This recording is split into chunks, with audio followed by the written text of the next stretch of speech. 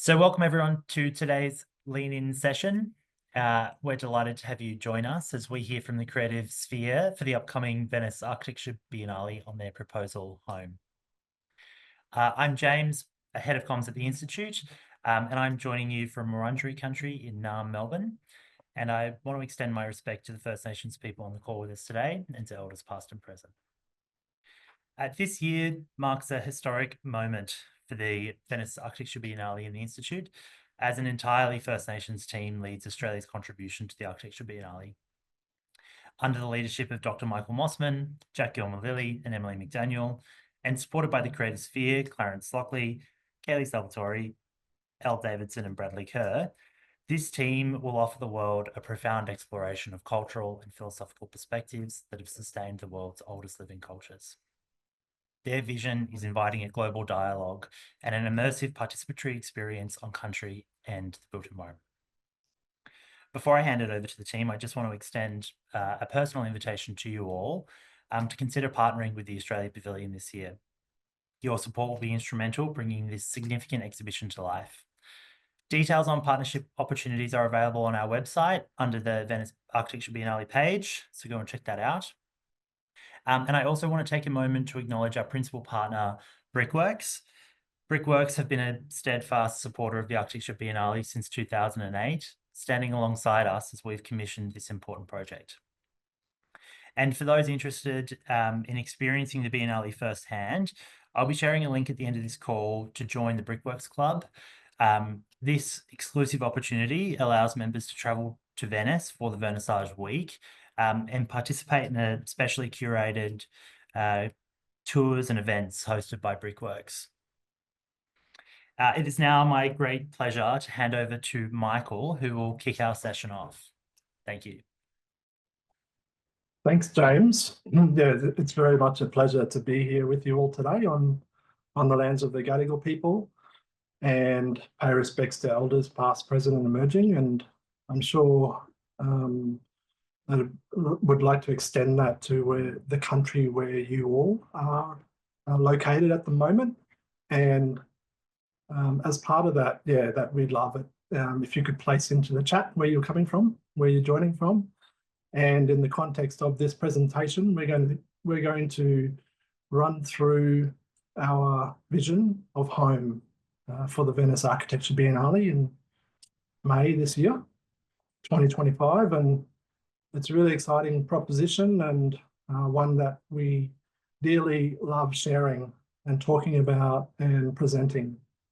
And we have a presentation that I'll share screen in a moment. All the while, we're really keen for you to be thinking very carefully about what home means to you.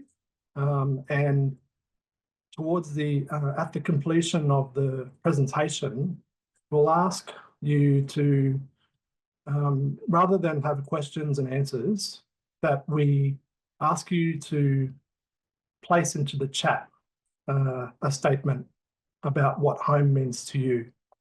And that can be a record of your interaction with us today. So I'm going to share the screen.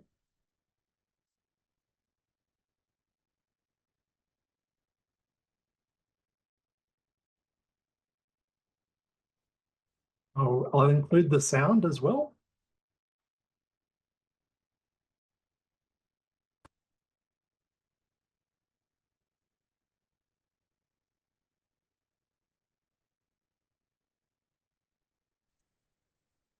So this is our vision home, and as James said, it's myself, Emily, Jack, Ellie, Clarence, Kaylee, and Brad.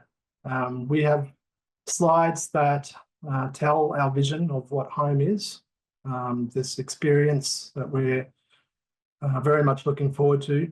And there's a video as well, and then some more information about what we've been doing since we presented this, the initial part of this presentation as part of the bid process. So it's an insight into where we've come from and some of the things that we are doing at the moment and where we're going into the near future as well.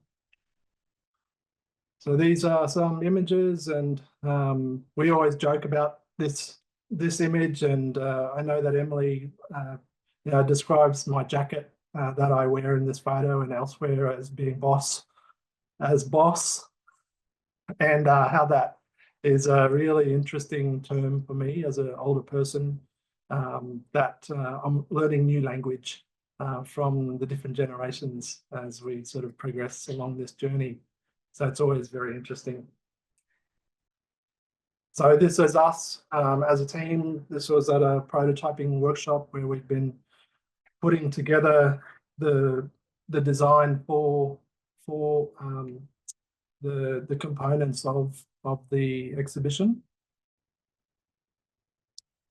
And for the exhibition itself of home, we arrived into the space with the overarching provocation, or the overarching theme of the Architecture Biennale that's curated by Carlo Ratti. And what it's about is natural, artificial, and collective intelligence. And the first thing that came into our minds was about how these words and this proposition of intelligence relates to country, and how it, we have been thinking about it in these particular ways in our practices. And we then in turn relate it to, these other 4 propositions as well: memory, sensation, relationships, and future, as key words to think about in relation to how the exhibition has been conceived, and where it's moving to, and where we want to see it move forward to into the future. So we have a video that's 3 minutes in length, and it has a soundtrack to it. So we'll play it, and then we'll come back, and then Jack will continue the conversation.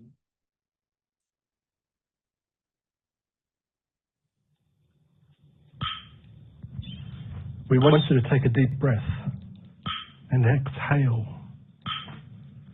because we want to share a story with you, a story about home. What does home mean? What does home mean to everyone around us? Human, non-human, sentient, non-sentient. We all have a place where we belong. Home. Home is where we live, where we love, where we find comfort, and where we hold deep relationships with those closest to us and those who have come from afar. Home is shelter. Home is protection. Home is memory. Home is aspirations. For us, home is where the heart is. And these are qualities that we wish to share with the world. We are a collective of beautiful people living in this world. And we are always interacting with country. Country is our home. Our home is our culture, our cultures, our communities. It's all of our stories and narratives, song lines within this beautiful ecology that is all around us. Home is also the fine details. The step that you sit on to look at the stars, the cosmos, the universe.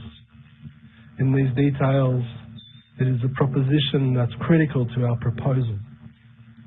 Country is vast, it is monolithic, it holds intelligence, it is natural, water, the oceans, the rivers and creeks, the mountains, the skies. Home is belonging, home is memory, home is who we are, and home is what brings us together as a collective. and we are forever grateful.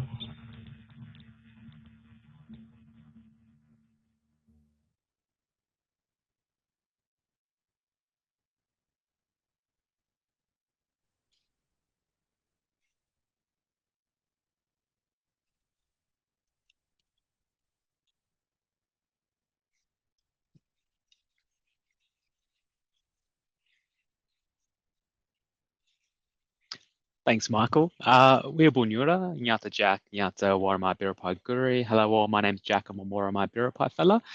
And yeah, as a team, we're really excited to be able to present this on the international stage at the Venice Biennale. And are really keen to share our story with you and kind of bear with us through this presentation because we might share a few stories throughout. There's been a lot that's happened kind of in terms of kind of our creative sphere and little bits and pieces and kind of life and kind of family events that have happened, which is all part of this story and what kind of conceived a lot of the thinking behind what it is that we're trying to achieve in, what is this kind of institutional colonial box. So as Michael said, memory, sensation, relationships, future, these are kind of ways that we're interpreting these themes that Carlo Arati, the curator of Venice Biennale 2025, conceived as part of the brief for the project. These are kind of, it starts to talk to some of the, I guess what it is that we're bringing to the Venice Biennale. One of the questions we asked ourselves before we started, as we were kind of conceptualizing our approach was, if we get an opportunity to present in the Australian Pavilion, what is it that Australia can bring to the Venice Biennale that no other country can bring? And that's the world's oldest living culture and our kind of understandings of the landscape and country and how we can share that with the rest of the world in their kinds of approaches to architecture.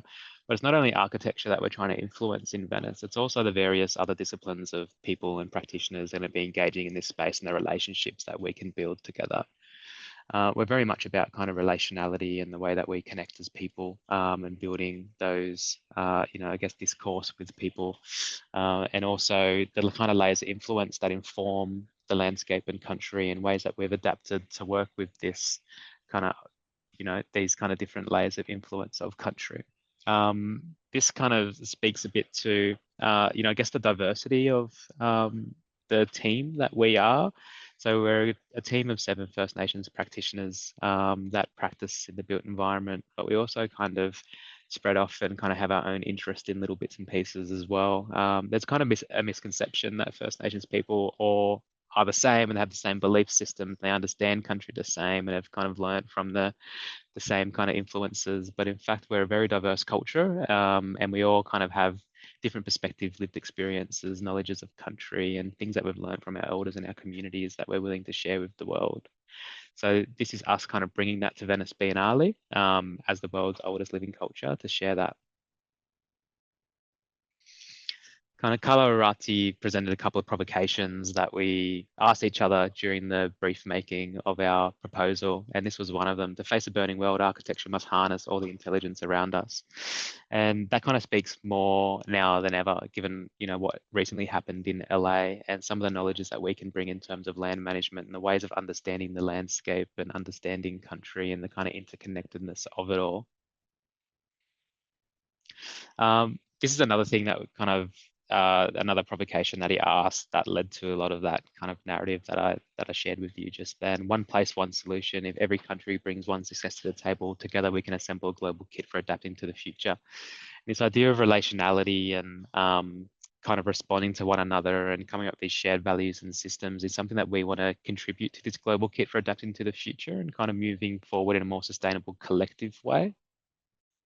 So the process of the yarn is something that we kind of used in formulating what our proposal was. And it's through this yarning process that everybody gets a self of kind of agency and custodianship within the project. It's about being vulnerable and telling your story, sharing memories of your past, showing kind of a sense of humility and kind of really identifying what those shared values and principles are to move forward with on a project. And we feel like this is something that could be embedded at the start of many people's kind of kit of parts or this framework for adapting to that global kit for a more sustainable future that many kind of different disciplines and different practitioners could really use to facilitate a lot of that thinking. The first time that we met was in Zoom. I was in Paris at the time, and Brad Kerr, who's in the chat here, he had a 16-hour-old baby with him as part of our first meeting together, which was so beautiful. But it's this kind of idea of this kind of intergenerational knowledge exchange as well. So, our collective sphere actually expands past the 7 of us. It kind of extends towards our family, and our friends and all the people that we have relationships with as well. There was a lot of stories told through this process of sharing memories of our past and, what home means to us and belonging, and just sharing these images was quite a beautiful narrative that really, I guess, informed our approach to home and Venice Biennale. And there was moments of vulnerability through this as well. So, when I was sharing my story and through this process, I was traveling as the first time that I've been overseas on my own. It's the longest that I've been away from home as well. And through this kind of storytelling process and all these memories coming back and asking my parents to share images of me as a child so then I could share these memories with the creative sphere was a real kind of moment of vulnerability. And being kind of lonely in Paris at the time, it was a moment that I kind of felt a sense of belonging, a sense of home, even though I was kind of disconnected from the physicality of what a lot of people think home might be, and that kind of sense of country and safety. But it was through these conversations and that relationality that I did feel a sense of home, even though I was in such a foreign place. And I've become quite emotional through that process. But that's what I mean about being vulnerable and being open and sharing what your story is with the people around you to build that relationship and build a kind of trusted system and a trusted way of working that you can move forward together in a more collective way. The kind of concept behind our proposal is bringing people together and facilitating this idea of relationship and what home means to you. And we thought, effectively, we're designing in a square box. And we thought, if this is what we're trying to facilitate, how are people going to come together in a square room? And people are going to kind of gather around a central point and they're going to gather in a circle. And there's this kind of misconception as well of this idea of like this yarning circle, and that kind of collecting in a circle is a very Aboriginal way of doing things, but it's very much a human condition. So the round is it's a global concept of the way that people come together, not only people, but also our non-human kin. So this is an example up in Arnhem Land, top end, about, how people are coming together to share stories and build those relationships with each other. This is another example kind of up north, and you can see that, the plan starts to kind of create a bit of a square in the way that it's kind of formulated, but people are still gathering around, people are still coming to this central point. Next image. And then we also started to look at some more kind of, I guess, contemporary versions of the round and what that means. So there are different kind of synergies within some global architectures as well. So this is a library in Paris.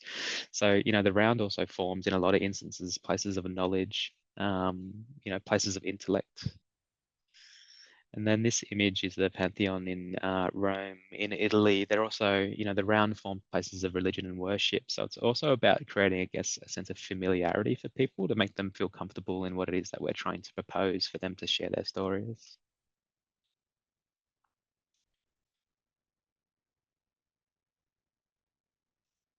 And then, yeah, here's another image of our space and what it is that we're proposing, which we'll go into a bit more detail about a little bits and pieces further on in the presentation.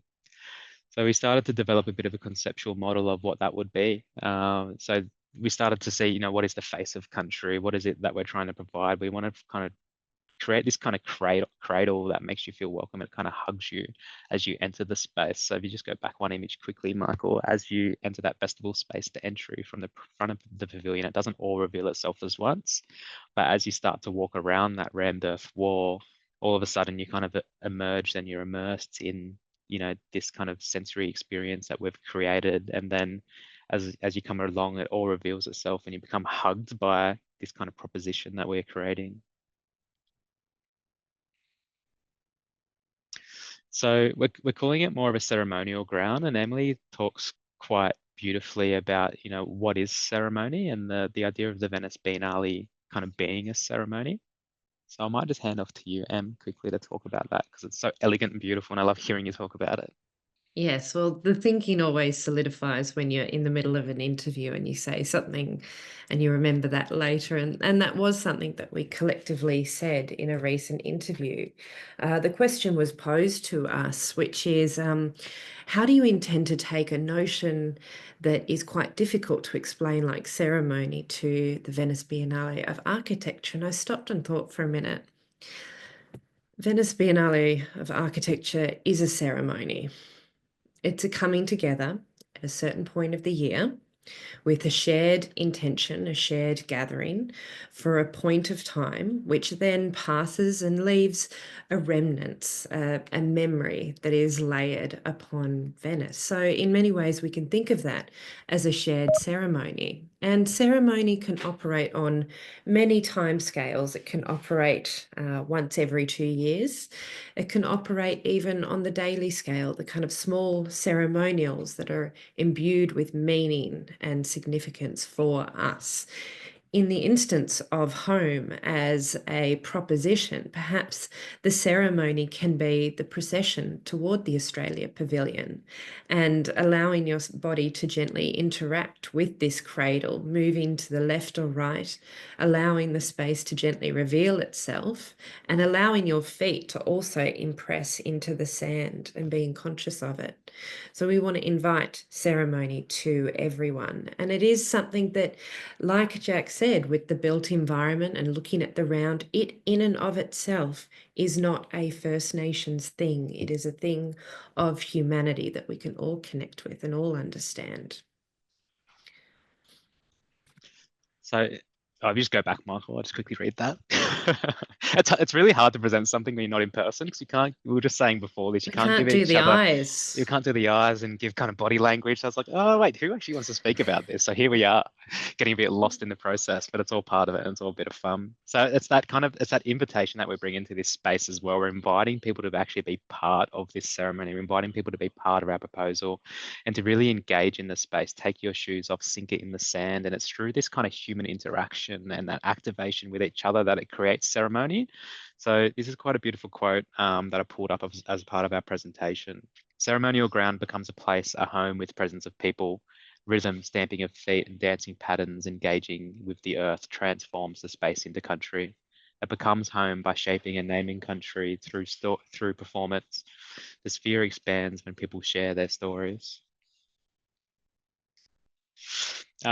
Just kind of, expanding on that notion of, what home means to you and really kind of bringing up kind of memories of your past to share in the space as well is this kind of multi-sensory layers that is our proposal. So what you see in the renders is the kind of, the tangible of the space that we're creating, but when you're actually there and you're experiencing, the different soundscapes that we're commissioning, the different scentscapes, the kind of moments of tactility and kind of sinking your feet in the sand and your hand in the clays and kind of touching the walls and picking up on these kind of visual cues and these different patterns through the space, through this kind of real subtle layers of materiality, which you'll see in a bit more depth later, is kind of something that's going to really enrich in this process through the participation as well. So one of the idea about these kind of tactile interpretive surfaces was this kind of idea of memory and kind of visual cues as well. So if you just go to the next one, Michael. It's creating a mark. Maybe you want to talk about more of the mark making, Michael. Yeah, I also think this is an opportunity for Bradley to hop in as well, but we had this fantastic experience at the Pavilion, and it provided a very interesting case study that we're hoping to achieve in the pavilion space. And yeah, I guess how Brad had set it up was really facilitated very interesting interactions. Brad. Hello. Yeah, we thought it'd be, yeah, as Michael mentioned, a great opportunity to test or to demonstrate some of the things that we've been talking about in this chat, particularly the internal sort of interrogation or questioning or beginning to reconcile and understand your position with a kind of fun, more participatory exercise. So kids, adults, students were all, making a mess, smelling the scents of the eucalyptus, and marking up the walls of this clean, perfect pavilion in response to a series of provocations that were lining the walls of the space. And the provocations were intended to, get people having a bit of a conversation about how they relate to their community, how they relate to their culture, and what their sense of home is. And they were really just extrapolations on the conversations that we'd been having as a collective. There's a bit of controversy around our approach, wasn't there? It's like, no, you can't kind of graffiti and cover Tato Ando's perfect concrete in clays and ochres. It's like, what do you mean we can't do that? Like, it's just concrete. It's a beautiful canvas for us to do something with and like indigenize this space, you know? Yeah, and I think breaking down that, like, the seriousness of the space by filling it with sand and having mud everywhere and having it kind of smelly helped break down, I guess, the facade that architecture can be sometimes. And it really expressed a key consideration and conversation that we've been having, which is around sort of the preciousness of these places and spaces. In sitting back from perhaps a Western perspective, when we look at cultural institutions, it is the untouched that preserves and maintains the notion of significance, when as a creative sphere, the conversations we have around the objects, the places that are most special to us are the ones we use the most. They're the ones that have that memory of our families of multiple generations. Here, it was really one of the most respectful gestures that the team could do to this pavilion was to leave a trace. And it raises the question of how we might care for places more so, connect with places more so, when we're conscious that we do inevitably leave a trace on them. So there's this beautiful connection that people now have with the M Pavilion that participated in that. They're going to think of that event. They're going to think of those senses that we kind of brought to the space. They're going to think of the marks that they made, and they're going to visualize that when they walk into the space, which is quite beautiful. You just go back, Michael, or just that quote down the bottom. So this is the kind of thing that came out of that, and those kind of, I guess, conversations that we facilitated with people through this participation as well. So someone said it was really great walking around and hearing the conversations people were having in response to the questions on the wall. They were things we don't normally ask each other. So getting the opportunity to share our stories and to hear the stories of our friends was really lovely. So it's this process of just kind of breaking down, those hierarchies and kind of showing a sense of humility and sharing your stories with your friends who might not have otherwise had those opportunities. We created these really beautiful moments within the pavilion through that activation and through that process. Can I quickly jump in? I understand that the chat was disabled at the beginning. I think it's now back online. So please, for guests listening in, please contribute to the chat. Let us know what country you're coming from, and a quick statement about what home means to you. That would be really fantastic if we could really hear hear all of your voices as part of it. But I guess that tied in with how the experience that we got from the M Pavilion was something that we were envisioning for the pavilion, for home in Venice, and that people could be able to arrive into the space and the textures on the plaster panel, perimeter wall system, but also then seeing what sort of interpretation that you can take away from the patterns that will be created in that plaster living cloak is what we call it, and how that then your perception of that is a memory for you to take away. And I guess that key programming moments, that there are opportunities to leave that mark and leave a part of yourself in the pavilion, and for you to take that experience away with you. And that also goes with the way that you can run your fingers along the rammed earth, really sit down and interact with it in a very intimate way, but also that, yeah, it sort of has a monumentality to it at the same time. So these are some of the visual cues that are going to be existing on those living cloaks as well. So looking at that pattern on the right, the plaster of Paris, the kind of beautiful different geometries that it makes that can be kind of visual clues and indicators of people's landscapes is something that we're kind of really excited to explore. So looking at this and interacting with it, touching it, people might pick up on different river systems, freshwater country, saltwater country. They might pick up on oceanscapes, mountainscapes, kind of snowy landscapes as well. The kind of, the options are really, really endless if you open your mind up to it. But it's not only just a visual cue that you're looking at, it's also the senses in the space and the sounds in line and in conversation with these cues that spark those memories and kind of invite you to share those stories.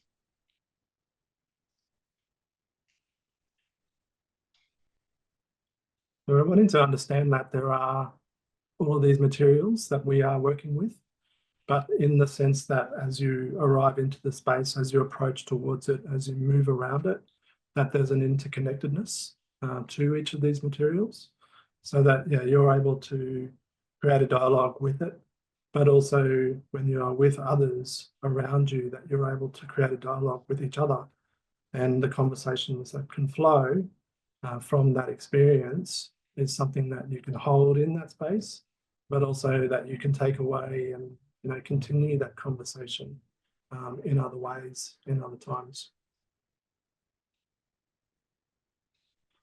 So this is the architectural floor plan for all the architects out there. It's really has been amazing to really formulate this and in terms of the detailing. And you can see as you arrive in from the deck, in through the vestibule, into that entry, into the gallery space, that you have this encounter with the rammed earth wall.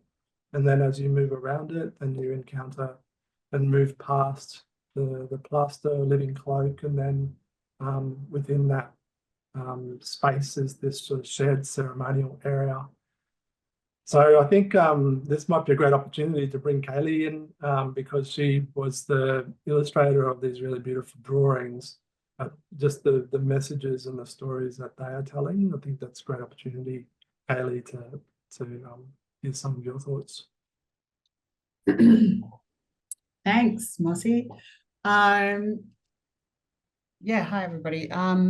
Look, the diagram to the right there is really just a kind of brainstorming of the ways in which people might feel their way through the exhibit. And so this was developed fairly early on as a process in which we are invited to partake sensorially in ceremony, in contributing to the knowledge held within the exhibit, and then also, I guess, having those moments of respite as well, to reflect upon what you've learned and how that might influence you as you move back out of the space.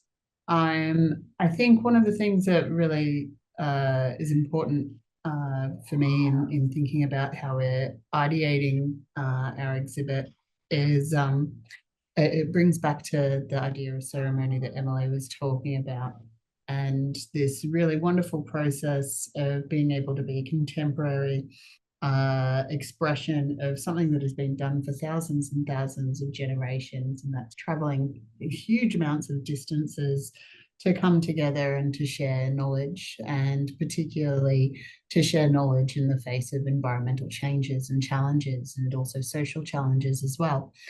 And to share knowledge and aspirations as well. Yeah, I think that's my piece about it. Yeah, thanks. Thanks, Kat. Thanks, Kathy. Can I just say as well, this is the first time that we've done this presentation and expanded the team presenting. So it's great that you've been able to participate in this way. Jack. Thanks, Michael. So this is a section that kind of, I guess, expresses what some of our aspirations for the site is and the person's kind of participatory experience as well. So moving from left to right, if you look at the colours down the bottom, I guess, you know, in a way, this is a diagram of the memories that we want people to experience through the space and kind of open up and share those memories with the people around them, whether they're close ones or whether they're strangers. It's just about kind of turning to the person next to you, sharing these beautiful stories. And, you know, I guess one of my aspirations, which we haven't kind of spoken about too much in this space, just kind of thinking about it in hindsight, is, you know, say I didn't get along with someone, just like my father, for example. We get along famously, by the way, but this is just an example for you, is, you know, if we didn't get along and I was walking through this space and there was this really beautiful memory that I had with my dad, that's kind of an opportunity for me to reflect on that memory. And then upon exiting the pavilion, it might be an opportunity for me to then call him and share that memory with him and reconcile within that moment. So there's some of the opportunities that I guess this could provide for some people, but it's important to, you know, also identify and acknowledge that we're not trying to, I guess, curate everybody's experiences to be exactly the same. It's going to be a very personal experience within here, and people are going to have other, you know, different things that are revealed and different stories that they want to share. Not everyone's going to be completely open in this space, and I think that's okay. It's just about kind of getting amongst it, kind of enacting within this this ceremony, and kind of sharing your story if you choose to. Thanks, Jack. I think it's what we've been putting forward as part of our bid is, you know, who we are as the creative sphere, the creative director group, but also that we have been engaging with ambassadors who will be part of the program. And Emily can expand on this a bit more, but in the first instance, we've reached out to prominent, distinguished First Nations practitioners and other disciplines in the arts and law, Daniel Boyd and Rachel Perkins, Deborah Cheatham Freyon, and Dr. Terry Janke. So there's plenty of conversations that can take place, and certainly learning processes that we wish to undertake as part of this. During the opening week of the Venice Biennale of Architecture, we will be activating and enlivening the central cradle that you see in the room as a space for critical conversations and relationships, all being anchored by this shared sense of home. And we have an extraordinary creative sphere and ambassadors to draw upon, as well as more localized conversations that we want to have in relation to the Venetian lagoon, its ongoing care and preservation, and also how do you maintain a sense of home with a site that is so deeply impacted by tourism that occurs within these waves and ebbs and flows within the community. So we want to hold the conversations that are not just critical to us, but critical to the country, the site, Venice, that we will be presenting upon. Part of our bid as well was this notion of empowering future generations of architects, of practitioners in the built environment from across many different disciplines. And a proposition that we put forward was to carry out a student engagement, a cross-university unit of study intensive that would be the environment where students could create living belongings that would sit within the pavilion space in this display niche area that is part of the living cloak. It was very much about this future focus and how we could it could become an invitation for many different universities who have put themselves forward and dedicated a lot of time and commitment in terms of providing the space for their students to join this intensive, and how that we could provide a learning experience as a creative sphere that could reach out to the over 100 students that we managed to enroll as part of this intensive from 11 different universities. So to my understanding, that's the first time this type of sort of multi-university engagement has happened in this type of way. And yeah, we just saw this as this amazing opportunity to share, you know, what we are doing with this next generation. And we've just wrapped up the intensive a couple of weeks ago. And it was just a great experience in terms of how we facilitated the conversations, of the knowledge that was shared, and then the peer-to-peer knowledge as well that was shared across Australia in various environments that the students were able to take advantage of, and ultimately take away a fantastic experience that I think sets up a very interesting model of how we can sort of, you know, work across different institutions and create these spaces of collaboration that make the experience very enjoyable and memorable.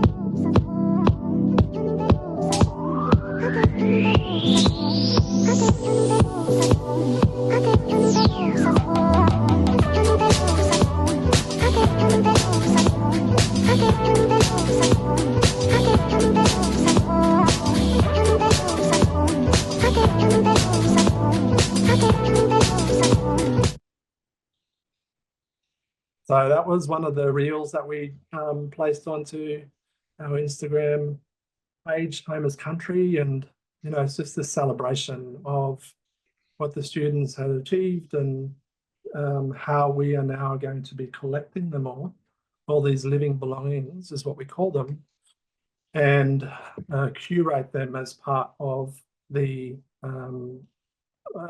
home. So it was an amazing experience, and something that you know, as a gesture of continuing this conversation to the broader outreach of who we are engaging with, as an opportunity to perhaps do something that is very related to you as practitioners in a very similar type of mold, in terms of how we can all come together as a sort of large collective and engage in this type of exercise. So one of the things that I wanted to put forward as part of this presentation today was about a learning experience that also holds space as a CPD, that could then, you know, provide an opportunity to experience learning in this way that we've just carried out, and to see if there are you know, opportunities to engage with each other, but also ultimately engage in making, which was one of the primary opportunities that came out of the intensive, to really have something that is an expression that is communicating what home means to you. So here is an opportunity, you know, for architects and landscape architects and planners and cultural designers, engineers, you know, how we could potentially all come into the same space and yarn and have some very intimate conversations about these topics, and how that could materialize into a living belonging. So the QR code is an expression of interest type form, just in terms of gauging an idea of who might be interested, and yeah, to sort of see what opportunities there are to take away and to provide something ultimately towards the middle of the year in this instance. So these are some of the media and events and engagements that we have been involved in and promoting. So we had our launch events for home.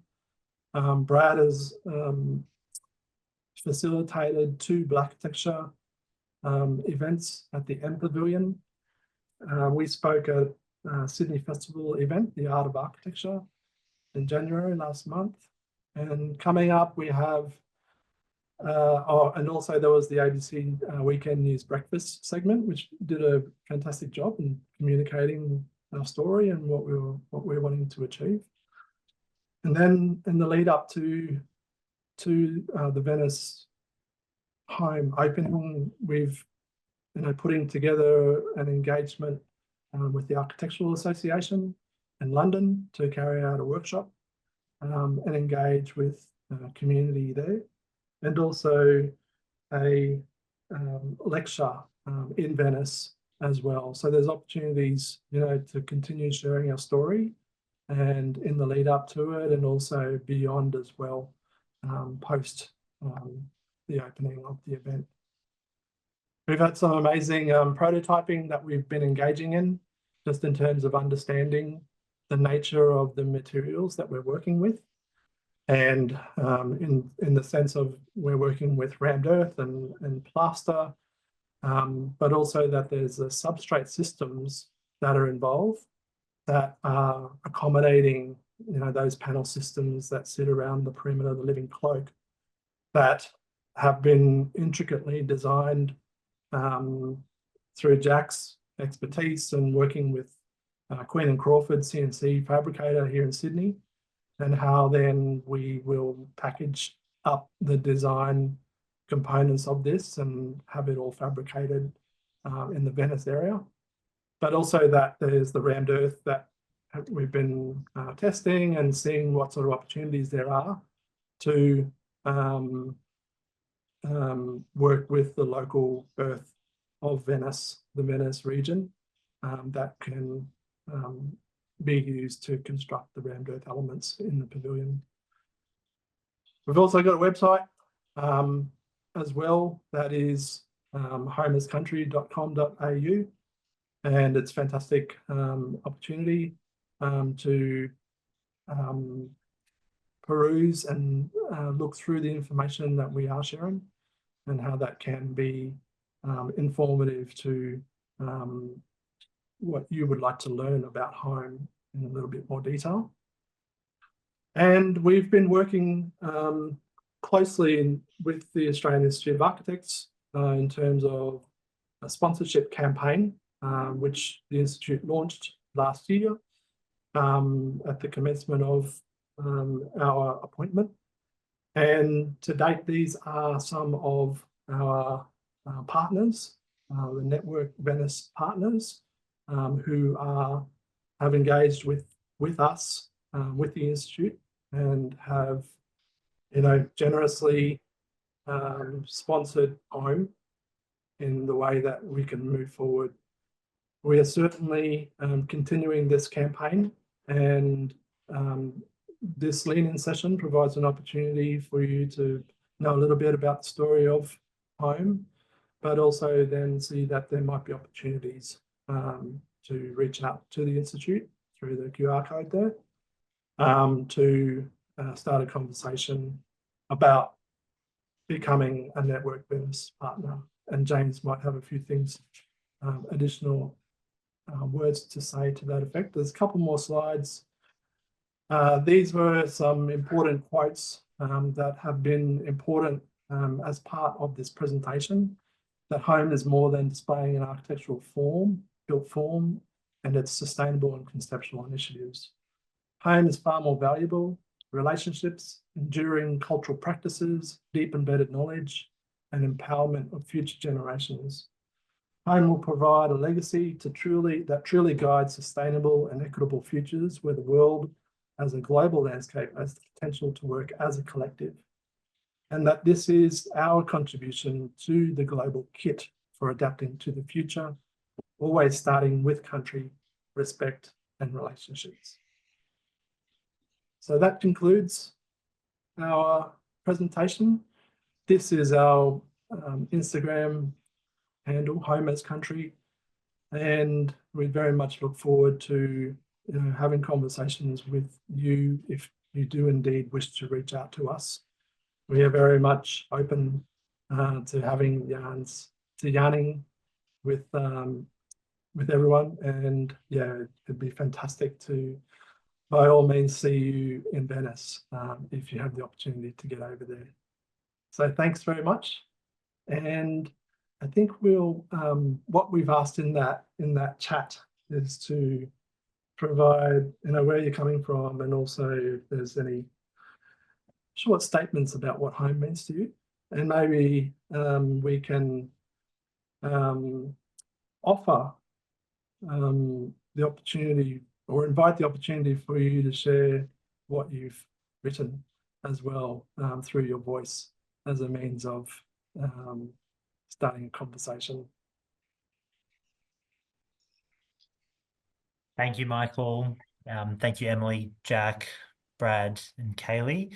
I just want to reiterate that invitation to join the Creative Sphere in Venice this year, whether that's through partnering in Network Venice with the Australian Pavilion or by joining the Brickworks Club. Registrations for the Brickworks Club close on the 28th of February, and I'll be following up with an email to you all with more details on that. Thank you all for being here today, and we appreciate your time and support, and we look forward to seeing many of you in Venice.